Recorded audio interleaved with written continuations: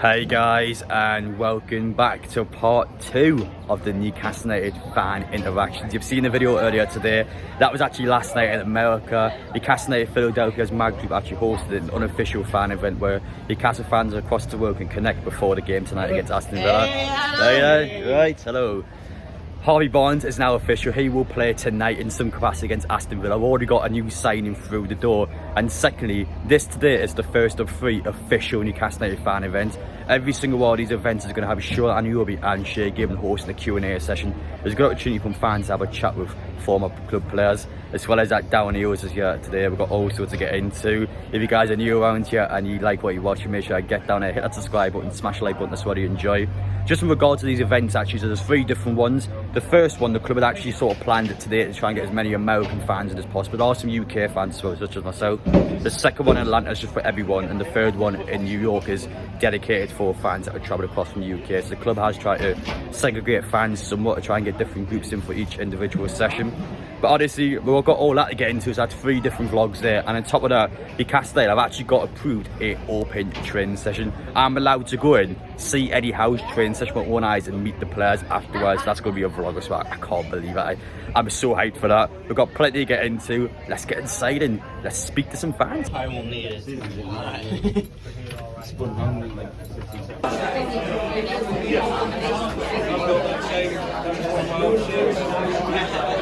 Back home in England still.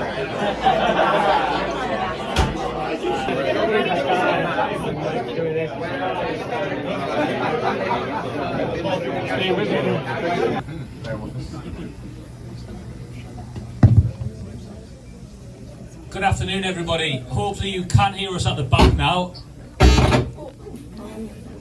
Oh dear. With fans, not just on Tyneside, but around the world. How has that been? Obviously, you've been to Atlanta again since, you've done Q&As everywhere. What are fans saying to you, and what's your message to them whenever you're interacting?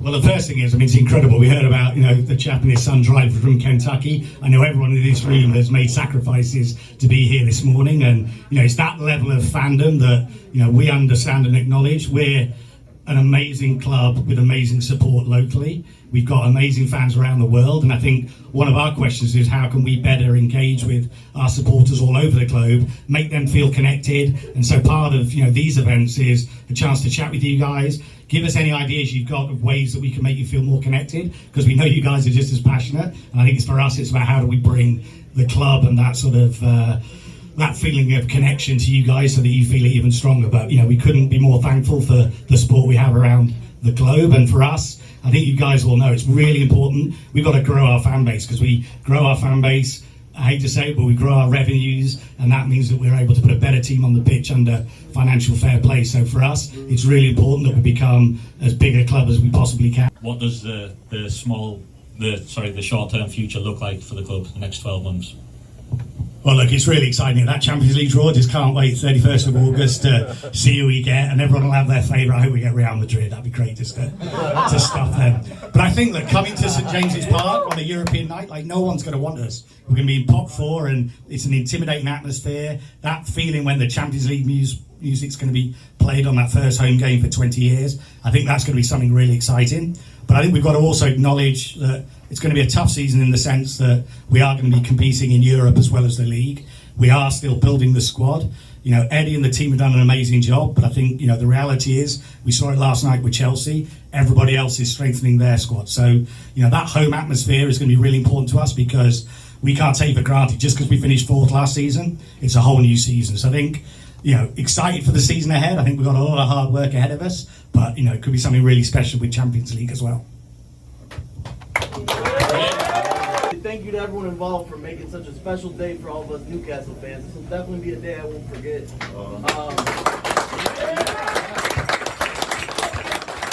My question is for Shay. During your illustrious career at Newcastle, what opposition striker did you fear the most? So that was a question for Shay. Which striker did he fear the most? I wouldn't say fear. I don't think it's the right word. I think probably one of the toughest was Thierry Henry. I think probably he was a top striker in his prime. But a fear is not the word I would use for any sort of player before a game. I would be more excitement, adrenaline, mindset, visualization, how you have to be at your top level to stop them scoring goals, obviously. But we played in an era with some great players, obviously, you know, the likes of Henri Bergkamp. Remember that famous goal he scored against Newcastle United? I see that in my sleep sometimes. Wayne Rooney scored that volley at Man United. I see that every time there's a Sky Sports advert, it's just seeing me picking the ball of the net. And I have to remind my kids I made a save once. I think it was 1999, I think, perhaps. But there's never too many saves shown on the repeats, just goals. But yeah, probably Henri, I'd say. Game that you played in for the club? I probably mentioned already. I think the Barcelona game for me. Quick as possible. I probably talked already, but just amazing. I think Barcelona turned up with all these superstars, and they were the media was they're just turning up what the score's going to be, how much they're going to beat us by, and we sent them off back to Barcelona with their tail firmly between their legs. As a side note, the best game I ever watched was actually that game. I was 15 and a half, and that's when I decided I wanted to become a Newcastle United player. That's where that game was literally the game that made me feel right, and I'm going to give everything now. So thanks, Shay. As the CEO, would you rather see St. James stay where it's at and expand it to whatever you can do, or do you want to see a purpose-built stadium built somewhere else in the city? Big question. Easy question. St. James's Park, where it is. I mean, there's nothing like it. It's the cathedral on the hill. It's the new stat I found the other day. We're the closest to a central mainline station in Europe, so we're in the heart of the city. I mean, the lads have talked about it here. On a match day, right from 9 o'clock in the morning, you can feel a buzz in the city. So, but look, we've got a conundrum because it's 52,500. We could have loads more in the building. So, we want to look and see what we can do to develop it. But I think, it is in a special place. So, from that perspective, the ideal scenario would be to try and look at ways we could develop it to let more people in so they can see the team.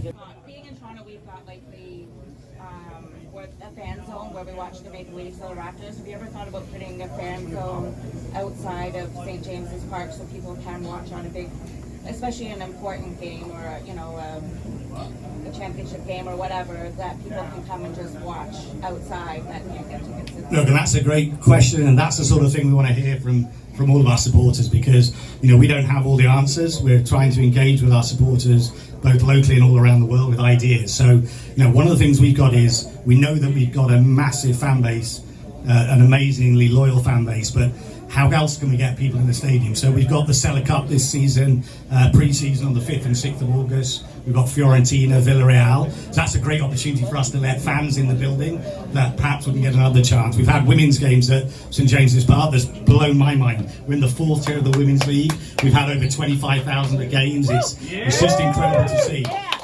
We have looked about, there's some land outside the stadium, so one of the ideas and one of the concepts we've got is there something we could do on a temporary basis to build a fan zone? So, I love that idea. All of those things, we're taking them all on board, but that's what we're looking to do. How can we get that sort of engagement, not just on the lucky people that can get in on a match day, but how can we create events and ways that people can connect with the club outside of that? So fan zone's a great idea. We'll head downstairs now then.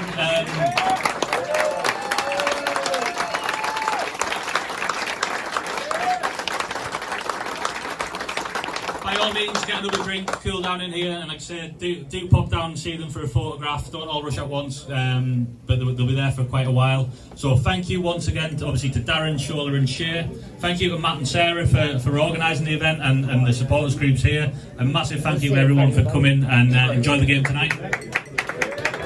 Well, there we have it. We just came outside the fan engagement event now. It was great to go inside and hear the likes of Darren Eales, Shola and Ameobi, Shay give and talk about the club now and what the club was like in the past. It's just great to see the United States of America get an opportunity to support Newcastle United. I think it's really good for fan engagement, for market as well. In future years, Newcastle fans will see this, people in America will see this, all of a sudden Newcastle will globalise that fan base, get it even higher than what it is now. It's great for all the dedicated America fans that support Newcastle before they take it, when they get a chance to come in, speak to the club, get the pictures taken by Serena. I'll go on the club website later. It's been an unbelievable day. I'm going to speak to a couple of fans now before I do my outro, but it's been fantastic. Hi, I'm Shay, SoCal Geordie. And where about are you actually from? I'm from San Diego, California. Now, I'm aware of the San Diego Mags as well on social media. Quite a big following. You want to tell us a little bit about it? Yeah, I mean, you know, we started out with just a few members at the Bluefoot, and then we've slowly grown to about 30 plus members now. Anybody I see in a tune top in Southern California, I'm like, you need to come party with the San Diego Mags. There's nothing in the world I love more than Newcastle, San Diego Mags. There you are. Nice little shout out.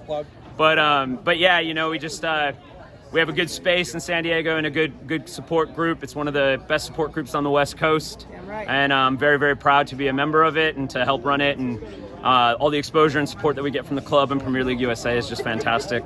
I just wanted to touch on the event you just saw there. You've seen Darren Eales, Shay, Shola, and Ameobi. Just how does it feel actually physically seeing a club event with your own eyes? Oh, I mean, seeing a club event with my own eyes is something that, you know, we dream about. We didn't get a lot of fan engagement with the previous owners. I'm sure nobody's surprised about that. But everything that the new ownership has done has been fantastic. And then coming to this event and meeting Shay and Shola and Darren Eales was, I know, a dream come true for a lot of American supporters. I mean, we obviously see all the Geordies all the time having selfies and all this fun with all the, you know, with club members that we love so much. And so the fact that the club's like finally acknowledging the fact that the USA has a great support base for Newcastle. We bleed black and white out here just as much as all the Geordies in Newcastle do. It just means so much to me that the club is finally recognizing that and that we are able to get as close really to the fans as I think, or to the star players and legends, and to Darren Eales, like getting close to them. I think that's something that a lot of Newcastle fans haven't really experienced before, and it's just honestly awesome. Like this was fantastic. John, how are you, Adam? I'm good, thank you, John. Seen him a few times now. You guys watching the home, you love John. Everyone loves seeing John. Now, we've just been inside before with Shay, given Darren Eales, Shola, and Ameobi. Just how's it feel seeing a fan engagement event? It's just wonderful. Everybody's wonderful. I know Matt Willis is with the club. He's just great at customer outreach. And of course, Sarah Metcalf, also customer outreach. And then these guys have been wonderful. I bumped into Darren Eales on the street in Newcastle, and he talked to me for 5 minutes. And he's just the same here today. All of them are wonderful. Shola got a lot of pictures with us when I was last in Newcastle with Dan and his wife Tara.